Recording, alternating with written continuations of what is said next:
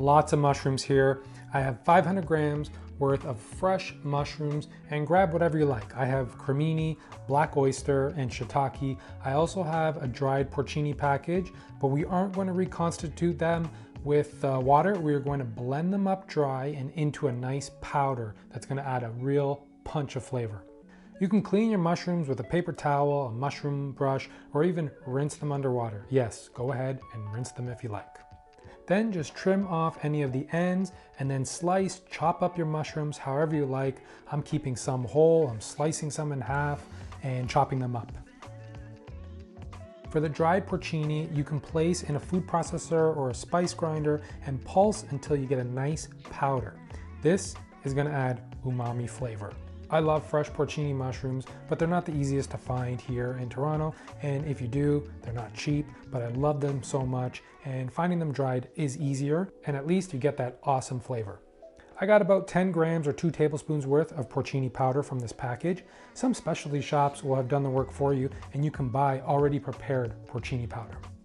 Finally, chop up 2 cloves of garlic and set aside. Then grab some fresh parsley and finally chop up about 20 grams or 3 tablespoons worth. Then finally grate 60 gram mountain of Parmigiano Reggiano. So we're going to use fresh marjoram, and if you're not familiar with it, it's sort of like oregano and thyme, and it's got sweetness to it, a little bit of bitterness, a little bit of like a peppery flavor. It goes perfectly with the mushrooms. It's gonna go great with the pasta and the sauce. I love it. So let's go. Remove the marjoram leaves from the stems and then finally chop up about 8 grams or 2.5 tablespoons worth.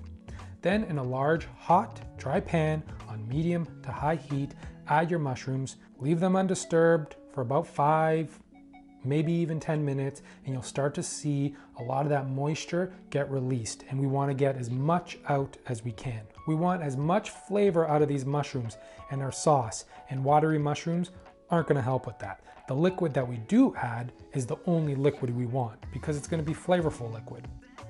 After about 5 to 10 minutes, you can mix the mushrooms around and you'll start to see them brown, and more moisture is going to continue to get released. You'll also start to see some fond on the bottom of the pan, and that's all flavor that will also get released in a bit. Once the mushrooms have released as much moisture as you think that you got out of them, you can deglaze the pan with a 1/4 cup of white wine or stock. Then we're going to add 2 tablespoons of extra virgin olive oil, 60 grams or 4 tablespoons of unsalted butter, the garlic, and season with salt and freshly cracked pepper, and then add the marjoram. Then we can add chili paste or chili flakes for some heat, then the porcini powder, and mix to incorporate everything and let the mushrooms absorb that flavorful liquid. The wine will reduce and the smell will be amazing. I'm telling you, you'll probably just take a break and just smell. Now we're just going to bring everything down to a simmer, and now it's time to cook our pasta. Salt a large pot of boiling water and add 500 grams of tagliatelle, and then remove the pasta 2 to 3 minutes before al dente to finish cooking in our sauce. Add a ladle of pasta water to the pan along with the pasta, and now it's time for la mantecatura, mixing and tossing to form our nice rich sauce. Keep doing this, adding more pasta water if needed.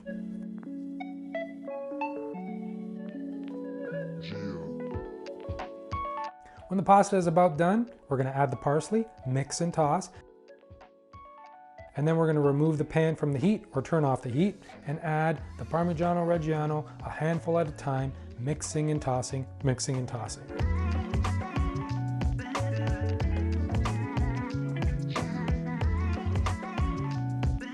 And you're going to end up with this beautiful looking dish that's silky smooth, creamy and delicious. Plate it up and bring it to the table.